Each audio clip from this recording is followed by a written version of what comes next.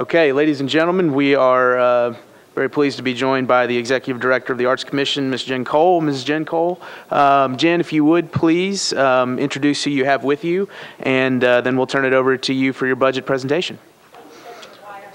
I have to my left Ian Myers, our Finance Manager, and to my right, Jane Alvis, the Chair of our Board of Directors and the Commission.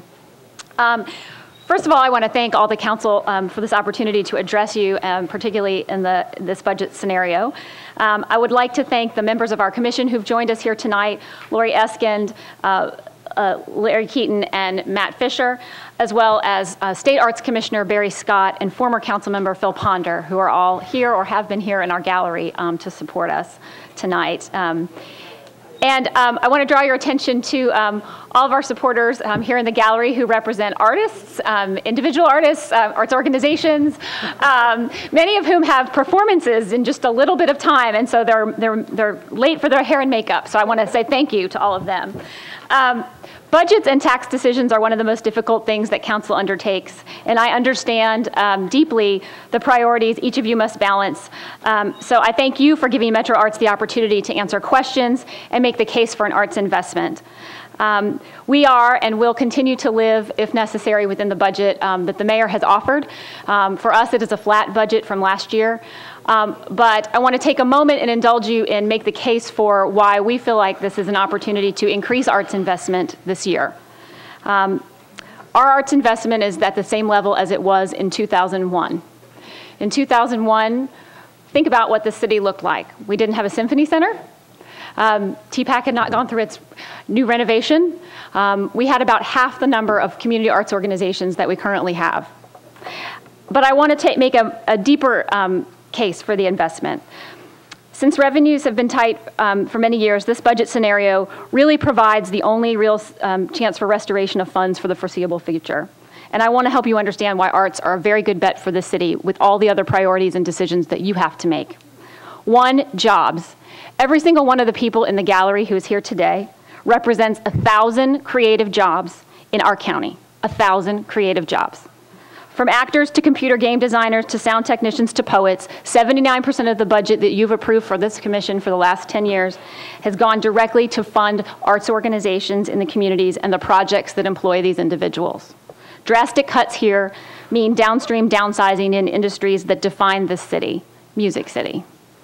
What's more, these organizations employ thousands more people in non-creative jobs, like concessions and service positions, and your investment in our budget and continued investment it almost acts as venture capital to protect these positions and grow jobs in this vital sector. Number two is education. Consistently, the largest priority that this council tackles is high-quality performing schools. 100% of the grants that we issue as an arts commission and the programs we support have at their core arts education. In fact, in the last year, we have added 2 additional grant categories to support education with adult populations that are at risk and after-school arts with students. A new NEA study released just last month shows definitively over a 12-year period that students in the lowest socioeconomic cluster who have regular quality arts exposure nearly double their high school graduation and their college enrollment. Nearly double. In a city struggling with its schools, it's a question of how we cannot, how we can make a decision not to double down on this kind of investment. Our grantees are on the cutting edge of reading, writing, and performing critical 21st century skills. Whether it's spoken word or anti-bullying performances in ballets in school or after-school acting, arts intervention is far more than something nice. It's quite necessary.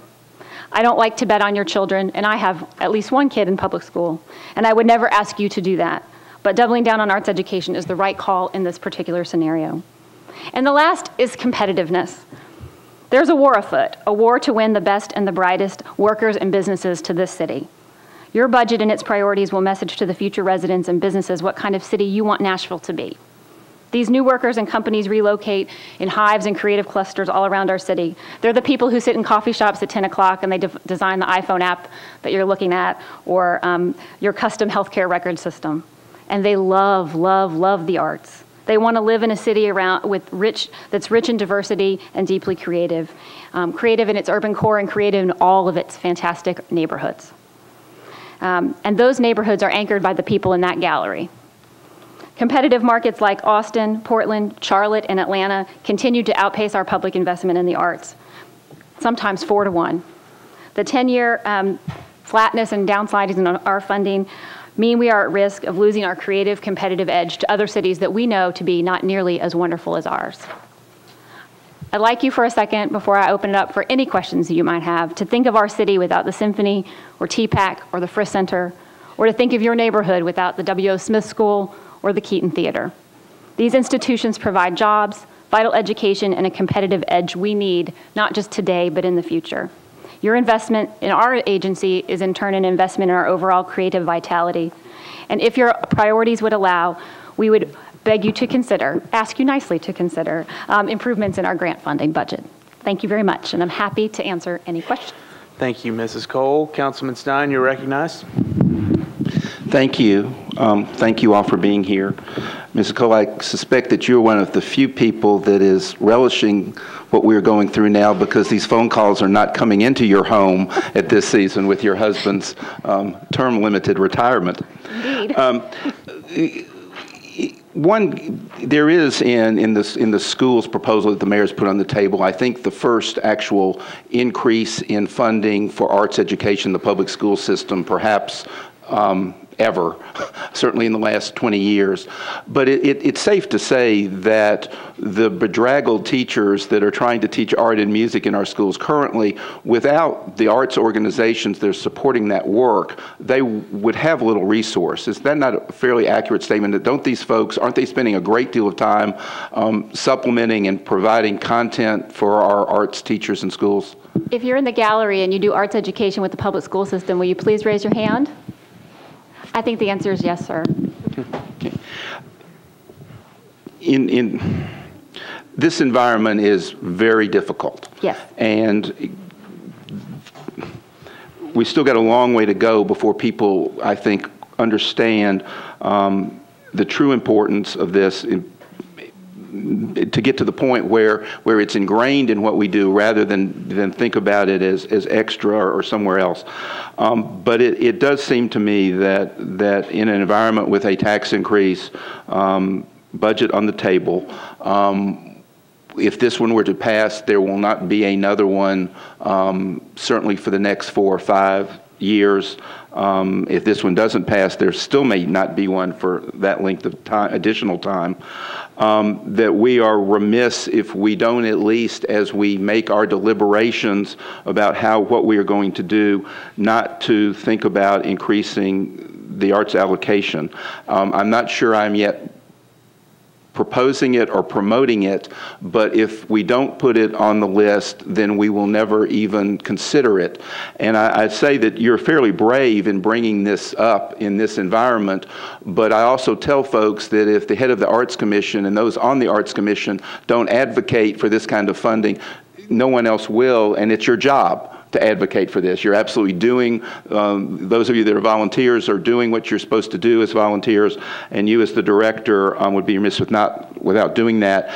So for the purposes of our deliberations, Mr. Cooper, I would like to put the first thing on our wish list to look at an additional $150,000 for the grants allocations to the Arts Commission.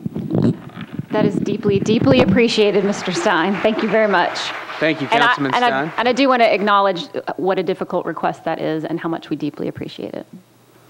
Thank you. Councilman Tigard, you're recognized. Thank you, and I'll be brief. I know Councilman Stein also has hair and makeup appointment too to go to. I want to commend you, first of all 9 of your full and part-time employees. You're one of 6 agencies in Metro that all 9 of your employees live within this county, and I think that is very commendable that they live and work and pay the taxes in this county. Any cell phones that Metro funds? My personal phone is owned by me. I have a reimbursement at this moment in time. Okay. I'm happy to give that up. And I'm not advocating that, but is that the only reimbursement? It is. Okay. Any Metro vehicles? No, sir.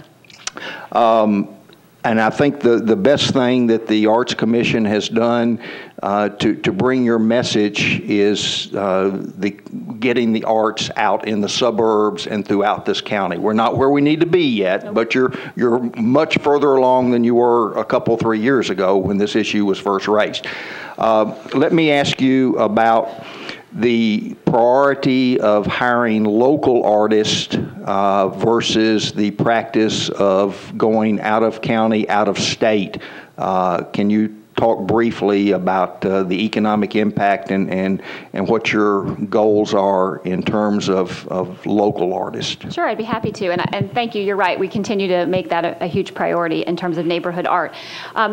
The public art program, the last 2 commissions that we've offered and 2 programs have all been issued to artists within a 250-mile radius. And generally, when we give a call, a local call is considered within 250-mile radius. But we have issued in the last 3 months, at least 15 commissions to artists within Davidson County. And that's the Watermarks Flood Project, as well as the Bike Rack project. All of those were local artists. And so it really does depend. What we try to do, and I think what all high-level public art programs try to do around the country, is balance the call with the site and the location. Some locations are certainly very focused on a local artist. Other locations, we really need artists who have experience, who have the insurance capability, who have some of the fabrication ability to do particularly larger commissions. But even when we do a national call, for example, the Korean Veterans Boulevard call was open to anyone.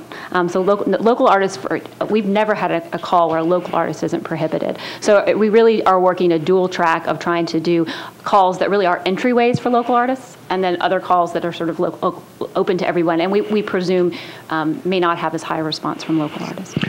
And art will obviously be a major component of the new Music City Convention Center, and I renew my call, and we laugh about my lack of artistic abilities, but I certainly hope that you and your staff and the commissioners and all your supporters that there be some signature piece of art out on a plaza or somewhere that when the Titans are featured on Monday Night Football or the Predators are in a playoff game and we showcase Nashville, that there's a symbol of this city that's not unrecognizable, but it is iconic to this city, that every tourist will want to stand in front of and leave the plastic Elvis down in front of Tootsie's and go over there to get their picture made, and that anywhere in this world when you see a picture you'll say they're in Nashville.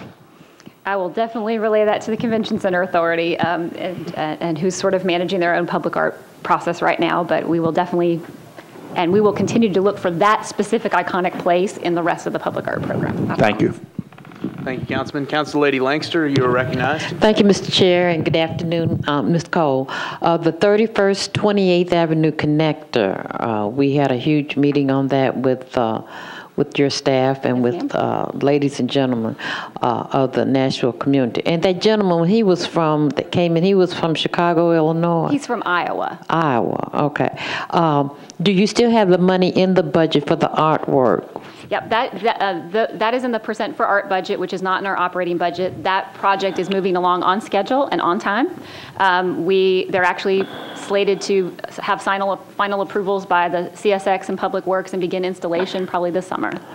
And now we are still talking about the quilt. The quilt squares on the bridge, and then there are 6 transit stops that are also part of that project. But the quilts are still very much a part of this. Yes, ma'am. Well, I need to get with you so we can bring the community back together and talk about it. Yeah, then we can forward the designs that were Council Lady Langster's community came out in force, even during bad weather, to help design some community quilt squares, which the artist is now integrating into his pattern. They're being fabricated in metal, and they'll be kind of part of the pattern of the bridge. And they're quite lovely, so we'll be able to send you those. And I do thank you because the 28th, 31st Connector is running ahead of schedule, so we need to get together. Thank you. Yes, ma'am. Thank you. Thank you, Council Lady. Councilman Baker, you're recognized. Thank you. Ms. Cole, I really want to thank y'all for choosing my district for one of the watermarked statues to be put in place out there, and I've got a couple of pictures on my desk here. The collaborative artists, Lee and Betty Benson. Yes. And do you know when this will be put in place? We're still actually issuing contracts for those artists right now. The goal for the entire Watermarks Initiative, which is our 6-site flood installation, is to have those all installed by next May 2nd or 3rd. Okay, and I've got in touch with the Rogers Group down there, and they're going to furnish a crane and flatbed to haul these big boulders up to put in place. Thank you so much. That's fantastic. Thank you. It's a wonderful project. Thank you, Councilman. Council Lady Dowell, you're recognized. Thank you, and thank you, Jennifer, for being here. And I've had a lot of questions about the Art Commission. I'm still getting familiar with it, but I just wanted you to just clarify for those people listening about how art projects are funded. If you could briefly give us an overview about how they're funded. And then the second question I want to ask is, how do we decide and who makes the decision about where art projects are located? And you're specifically referring to public art projects? Public art projects. Okay. And then the third question I have, if you can remember these three, is as far as public art education programs, are you able to provide like a list of what programs are provided out in the southeast area of Davidson County? Okay, I'll try to answer those all in order. So just for general clarification, the budget that you're looking at right now is the Metro Arts Commission's operating budget. That budget consists of basically 3 things: people, my staff, office supplies, and the grants that we furnish to most of the people sitting out in the gallery. Those are competitive grants open to arts organizations and community organizations who do art-based projects. So that's the budget you're looking at now. The question you've asked is about the Public Art Fund, which was an ordinance passed by this body in 2000 and put into an act with rules in 2001. That effectively is funded through 1% of every general obligation bond funded project that this body passes, funnels into effectively a savings account for public art. Our guidelines allow us to either activate that money related to a project. For example, Hickory Hollow, we could identify a percentage of funds that were activated, bond funds that were activated by that project, and choose to cite art there. Or in the case of, for example, the flood project, we can aggregate those funds so that we can put public art projects throughout the county. And that is really a good rule because it allows us in cases in years where there's no capital funding or where there's not as much capital improvement in certain districts to make sure the art gets to go different places. So that's one question, how it's funded. The second is how it's decided. This is rather complicated, and a couple weeks ago we gave you a PowerPoint presentation because it's easier for me to draw it than for me to explain it, but I'll try. We have a standing committee of the Arts Commission, which has 2 commissioners and 5 general citizens that are appointed for terms, called the Public Art Committee. That committee has a very specific job. It is to determine locations and budgets and recommend designs for public art projects. Once that committee has chosen a location and a budget, our staff, in conjunction with the site sponsor, it might be Parks, Public Works, wherever the public location is, determines a general concept. We write an RFQ in general. We issue that as a request for qualifications. Artists are then allowed to submit. And that pool of artists, which sometimes is 15 and sometimes is 250 or 300, is reviewed by a citizen selection panel that is specific to that particular project. So for example, the bike rack project that we just did had a visual artist, a landscape designer, the site sponsor, an avid cyclist, a business owner, someone who's on the bike walk committee.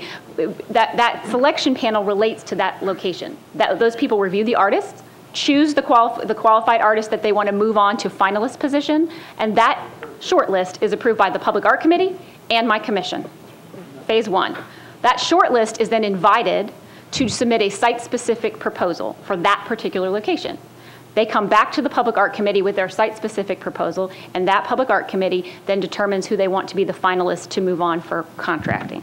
Does that make sense? That does. I just wanted the public to hear that because I get a lot of questions about certain areas not being included in the conversation about where art is located. And I wanted the public to know that it's more than just picking a location that involved getting access to property and rights and so forth.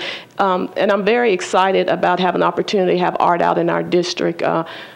We're still working with the constituents out in our area to get them excited about public art and recognize the benefits of it. So once we have the Watermark project up and going, I think we'll build some excitement about art. The last question I have, if you could just say briefly what kind of art programs are offered out in our area that will help out. In terms of not public art, but maybe programs through the school. You mentioned some of the programs that are offered for impoverished communities. Sure, and I can get you a specific list by district at another time. Okay. But most of the agencies that we fund offer programming in public schools or school groups. I'm looking out. I see Children's Theater. I see Narrowway Productions. I see TPAC. Almost all of our major institutions and many of our smaller ones are doing after-school arts programs. And in fact, we work a lot with the NASA program, which has several sites in your district, to do after-school arts programming. And so that's actually one of our major investment areas. And would there be an increase? Probably we would prioritize investing in after-school arts because there's so very little capacity in the after-school space. We don't have any so. Thank you so much. You're welcome. Thank you, Council Lady. I do have a number of members in my queue. We are approaching an hour behind schedule, so I would ask if there's a question that you can ask Mrs. Cole directly offline. And again, I would also request that you keep questions specific to the budget. Council Lady Gilmore, you're recognized. Thank you. Thank you, Ms. Cole, for being here. I like the quote that you used about the socioeconomically at-risk students being exposed to art. Do you have a percentage of art that has been done that is, I guess, art pieces, like we have the Ghost Ballet downtown that would be in those areas of socioeconomically disadvantaged students? What percentage of art has been done in those areas? You mean in terms of public art? Yeah, public art. I could not, off the top of my head, give you that percentage. Okay. But what I could do, and we're actually working right now on a county-wide map that our goal is to make live this summer on our website, so folks can look for projects and locate them. But I can tell you that there is a significant move by the commission to continue to make neighborhood art more accessible. And 3 of the installations that we've done recently have also had classroom guides. And Metro 3 is working with us on video so that even if you can't get out to the art, you can still experience and see the art. So we're even though I can't give you that exact number, we're making every effort we can to sort of break down the barrier to accessing and participating. Okay, that sounds good. So also, have you identified areas for those students that may not have access to computers if they're socioeconomically disadvantaged? Have you identified certain areas in the community? Well, I mean, one of the reasons we partner heavily with the NASA program is because it's already working. The Mayor's After School Zone Alliance is already working with the most at-risk middle schools, and we're trying to sort of make sure our programming and after-school arts programming is available at those places so kids don't have to go anywhere. They can just literally go to where they went to school all day and experience arts. I mean, we've had Bailey Middle School is a fantastic example where the Children's Theater did an after-school program, and we had multiple students with autism spectrum and behavioral issues who just by the intervention of a theater program completely changed their behavior and completely were able to sort of engage more with their peers and with their teachers just because of that intervention. And just so that you all know, that was a $4,500 grant. We are not talking about millions of dollars. We are talking about small amounts of money that can make a huge difference in the very neighborhoods you're talking about. Yeah, that's great. But I'm saying, is there public art being identified for the areas where they live? I think we provided to you a list of all the projects that are currently in planning for the next 36 months. Okay. And I guess, so maybe you can give me the percentage then. I guess that's what I can't do it off the top of my head, but I'm happy to provide it to you. That's fine. And then the second question I had was, I wanted to follow up with how the Civil Rights Monument is coming. We had passed the resolution about that last year. I just kind of wanted to see where that was so we could follow up on that as well. Sure. In the pending capital plan that will be filed, there is some monies to do a streetscape improvement along Fifth Avenue, the Avenue of the Arts. In that plan, we have set aside a location across the street from the arcade. There will be a place for public art. That's all pending on the approval of the capital fund. In anticipation of the capital budget, the Arts Commission and the Public Art Committee approved $75,000 and that location for a piece of civil rights inspired art based on whether the streetscape moves forward or not. Okay, and have we followed up with those individuals that we had met with last year sometime just to let them know the process of it? Okay, thank you so much. And then I noticed you had one part-time employee. Is there any, I guess, move in the future to make that part-time employee full-time, or? I would love to make that part-time employee full-time. It's really been a budgetary decision about not having the funds to do so. Okay, so with the, I think Councilman Stein had asked for was it 150,000 or 100,000? Would that go to operating salaries, or would that go to something else? Would it go for that employee, or where would that go if it were approved? The priority would be to increase that money as pass-through for grants. However, that employee, that part-time employee, actually administers and works on the grants. So, yes, it would be. My priority would be to pass it through. But if there was any flexibility in adding time for that person, we would certainly catch it. All right, then. Thank you. Thanks. Thank you, Councilman Dominy. You're recognized. Thank you, Chairman. I'll be real brief. Welcome, Ms. Cole. I was wondering, is there a documented correlation between performance in math and science, as well as graduation rates and those going on to college? And if so, can you provide that supporting data to the council? You mean the statistic I cited about arts participation? That and just performance in math and science. Some of the stuff that I've looked at in the past, I want to see if you can provide that to the council as this budget process goes forward. Given our desires to improve those performances within our schools, it might be important for us to have that data. I would be happy to. Thank you very much. Thank you. Thank you, Councilman Glover. You're recognized. My question really is, first of all, to Mr. Cooper, and this is a budget question. Under the Metro Charter, is this department, is this something that we're charged to do under the Metro Charter? No, the Arts Commission was created by ordinance, not charter. Okay, and so and don't gasp as I'm asking the question. As we're hearing a cut. I obviously am a big public school person. I know the value of what you offer here, but it's $2.4 million as well. If you don't mind, could I have the people raise their hands one more time on who's helping and volunteering and do in-kind work in the schools, and then if you could give us an idea of what that value would be over the course of a year, not tonight, but at some point in the coming future, please. I would be happy to do that. Would you all mind raising your hands one more time? Thank you. Thank you, Councilman. Councilman Bednay, you're recognized. Ms. Cole? Yes.